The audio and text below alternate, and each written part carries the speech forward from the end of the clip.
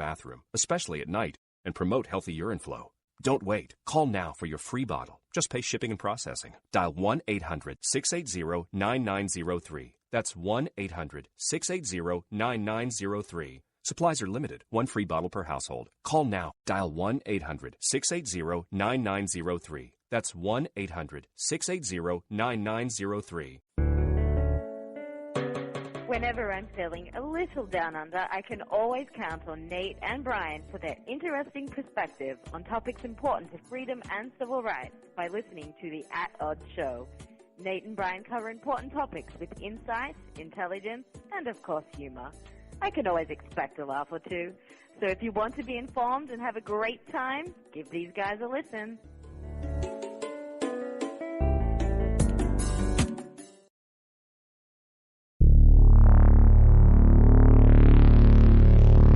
At Odds.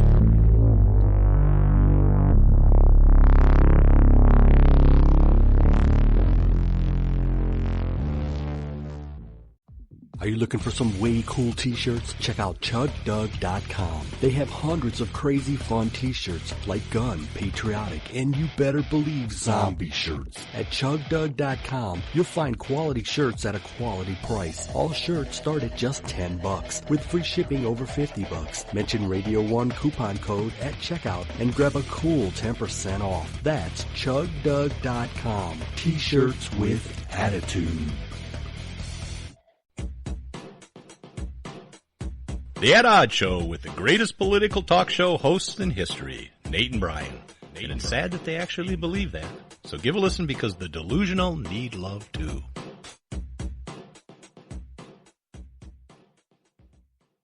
Here's George Foreman with InventHelp. Hi, I'm George Foreman. Do you have an idea for a new product or invention? People ask me all the time, George, how do I get my idea in front of companies? How do I get a patent? What do I do next? Do you have the same questions? I'll tell you like I'll tell them all. Call my friends at InventHelp. Call InventHelp today for free information. InventHelp has been helping inventors for more than 30 years and has sales offices nationwide. InventHelp can submit your invention to companies who are interested in receiving new ideas. If you have an idea and want to try to patent it and submit it to companies, you should call InventHelp today for free information. Listen, I can't guarantee a company will be interested in your idea, but I believe every inventor deserves the opportunity to step into the ring and take their best shot. Put InventHelp in your corner. To get your free inventor's information, call 1-800-353-4716. That's 1-800-353-4716. Again, 1-800-353-4716.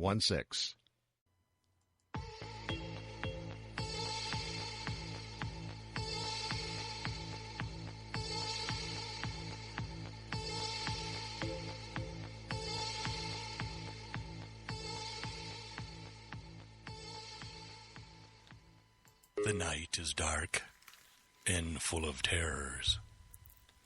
That's why I listen to the At Odds Show with Nate and Brian. Those guys soothe my soul.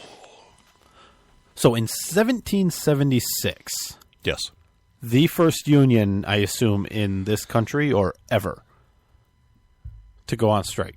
I'm assuming it's the first union in the U.S., but it may have been just the first union that went on strike in the U.S., even though it wasn't technically the U.S. yet. Well, sure. And the clue was, think of the First Amendment. Yeah, that's the clue that we privately gave somebody. Yeah, but now I'm giving it now publicly to the whole Internet.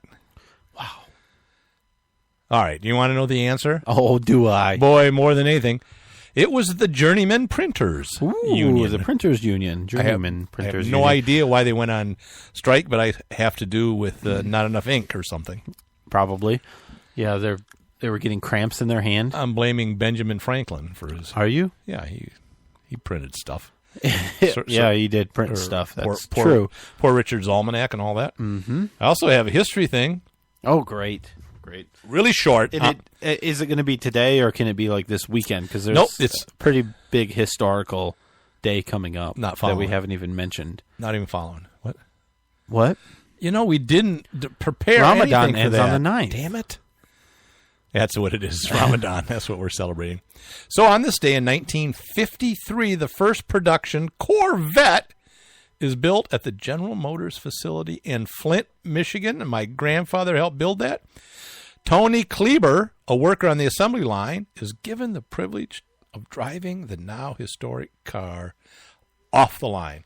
Wow. Where my grandfather got to drive the 2 millionth Skylark off the line in 1968 when he retired after 52 years He with was General Motors. promptly arrested and Yeah, put in he jail said, for- "What are you for doing Grand here? Theft You can't." Auto. We fired Who you gave you years those ago. keys?" He says, "I built the damn thing. I don't need keys." So, But he did need keys. yeah, because he didn't build it very well. He was a tool and die man. Yeah, that's cool. Anyways, really that's cool. what it was. You like Corvettes? I like Corvettes. They're cool. I got to drive one Don't once. tell me what you like. My neighbor had one. I- He built and restored them. I said, I've never driven a Corvette. And he says, yeah. Yeah, right. Oh, really?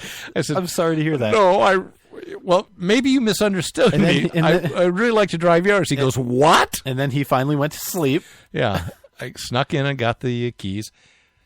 I took it out on the old expressway and just gunned her. And he goes, you just burned up about 8 gallons of gas. Thanks. Yep. I said, I'm sorry. I was going about 100. So it was fun to drive it. Yeah. Could hardly fit in and out of it, It's made for a small person. Somebody like you. Yeah, oh right. Somebody like me, yeah. Tiny little guy like you. I know.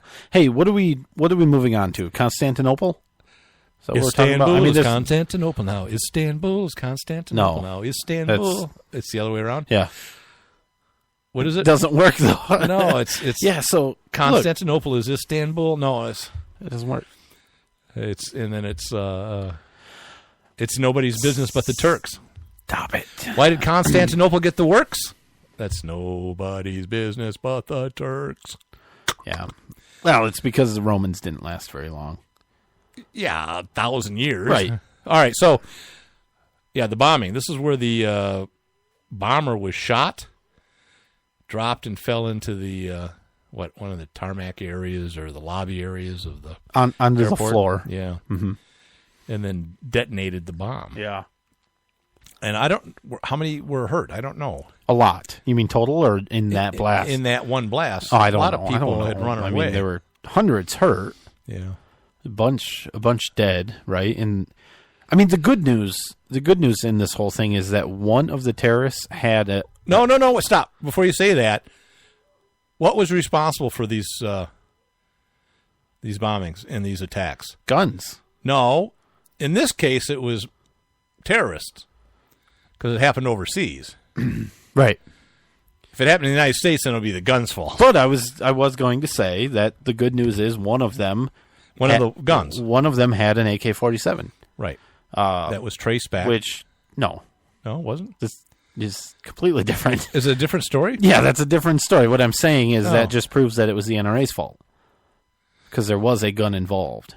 Oh, the Constantinople one. Yeah, in Constantinople. That was a AK-47 and not an AR-15. Completely different. Just like Larry Pratt would say, completely different, except they're almost exactly the same. He didn't say that. No, I know. He said they're the same. It was the reporter said that. Well, so anyway, I don't know. It is weird how it's covered differently, right? Right. Of terrorism, and we need to do something about terrorism, Right. and When it blame happens, the Russians and when all that. Happens across the pond. Yeah, when it's really no different. No, it's not. Actually, worse.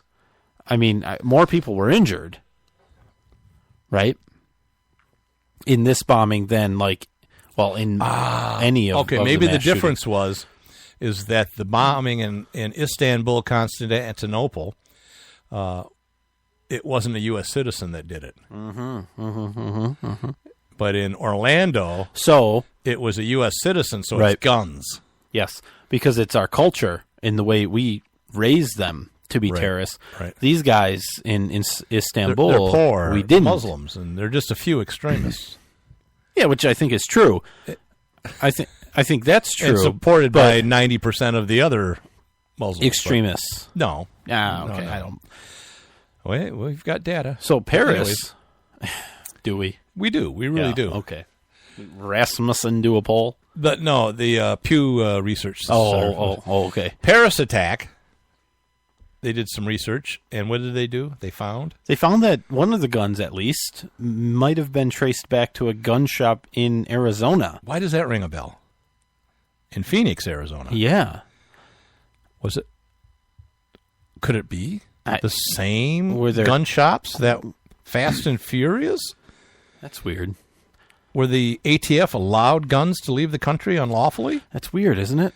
And where people were killed, including Border Patrol agents and others, including a singer, a Latin American singer that was killed by a gun that was traced to that failed plot to criminalize firearms? I think it just... Is that what we're saying? Well, what I'm saying is I think it just proves that we have such a gun problem in this country that it's now spreading to France.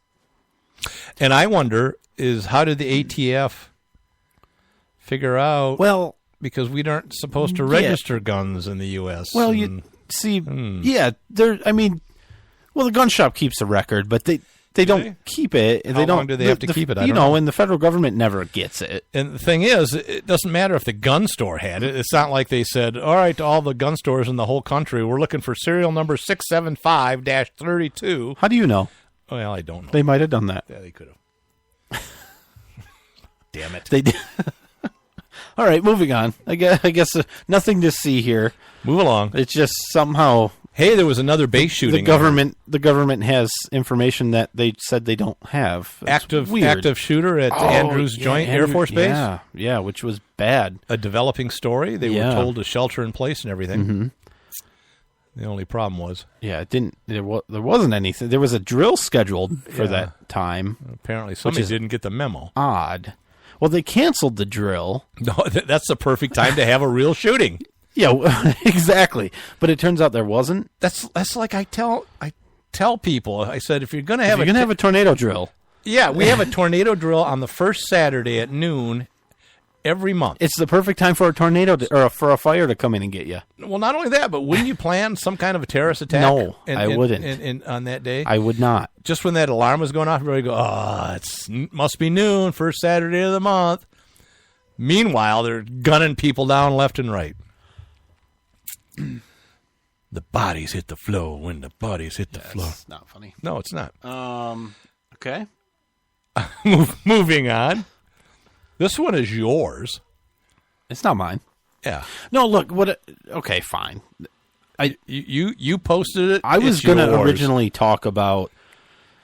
You can talk about whatever you want, baby. It's your show. Over controlling schools and government and that. But I think we need to focus on racist third graders is what we really 9-year-olds that make racist comments. I think that's the real problem in this country. And when they do that in a school, the first thing you should do is call the police. Absolutely. So wait a minute. That's what they did. Earlier this month, the 6th graders were having a end of the year party, and there were some brownies. This 9-year-old said something racist. I didn't care to look up what he actually said. I don't know. Another kid reported him saying he said something racist. The 9-year-old said, I was talking about the brownies. Well, what the school did, like every good school administrator would do, is they called 911 and said, listen, we have a 9-year-old. We have an emergency. We have a 9-year-old. I know there's shootings and murders going on, but we have a 9-year-old. A 9-year-old that made a racist comment about a brownie. And we need the police right away. And somebody is offended. We need the police right away. And so the police showed up. This is in New Jersey, by the way. Yeah. Police show up, right? Yeah. Police are intimidating to a 9-year-old. Yeah, they're intimidating to me. What did you say? What did you say? And I don't know how that conversation went. The kid went home. The police, which is amazing, sent the case on to the New Jersey Division of Child Protection and Permanency, which is CPS, right? Child Protective Services. The damn prosecutor got involved. Yeah. Oh, my God. Absolutely insane. And the bigger problem is this isn't an isolated incident. This is a policy. And this is Collingswood, New Jersey, right? It's Collingswood School District. This is a policy. The officials were told by the police to report all incidents, even incidents as minor as a simple name calling. You poopy head. Yeah. 911. Hello. Somebody said poopy head.